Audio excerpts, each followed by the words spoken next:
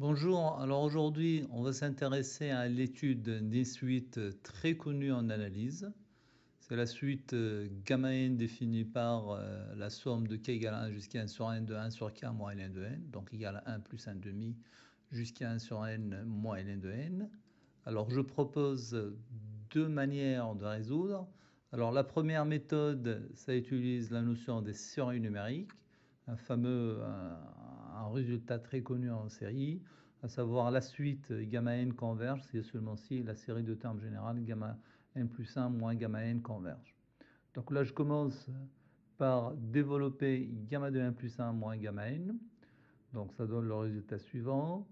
Puis je simplifie la somme allant de k égale à 1 jusqu'à n dans les deux sommes, ce qui donnera ce résultat-là.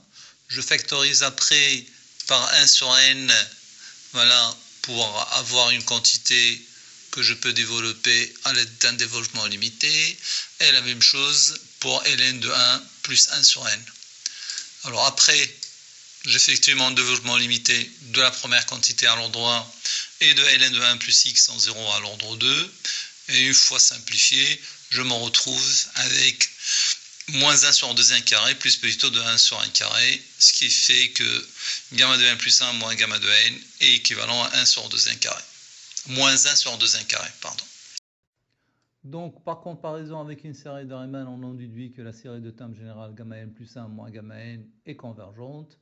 Et donc, la suite gamma n est convergente. On notera gamma, c'est la limite de gamma n. Gamma est appelé constante d'Euler. Alors, deuxième méthode, quel que soit k dans une étoile, 1 sur k plus 1 est inférieur ou égal à l'intégrale de carré k plus 1 de 1 sur t dt. Il suffit d'encadrer 1 sur t entre k et k plus 1, qui à son tour inférieur ou égal à 1 sur k. Je vais sommer cette inégalité-là de k égale à 1 jusqu'à n-1. Je me retrouve alors avec l'inégalité suivante, ce qui en déduit que gamma n. Alors, regardez là, cette quantité moins ln de n, ce sera inférieur ou égal à 1. Ça donne ce terme de l'inégalité, alors que la somme de 1 sur k moins ln de n, ça donne l'autre inégalité supérieure ou égale à 1 sur n. Alors ceci va permettre d'en déduire gamma n compris entre 0 et 1, et donc la suite gamma n est une suite qui est bornée. Alors d'autre part, gamma n plus 1 moins gamma n, ça donne 1 sur 1 plus 1 moins ln de 1 plus 1 plus ln de n, quantité déjà calculée, alors que je peux mettre sous la forme 1 sur 1 plus 1 moins plus ln de 1 moins 1 sur 1 plus 1.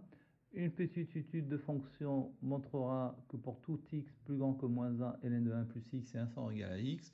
Et donc, quand j'applique cette inégalité ici, je me retrouve avec gamma n plus 1 moins gamma n est inférieur ou égal à 0. Et donc, la suite gamma n étant une suite qui est décroissante, bornée, donc convergente, d'où le résultat.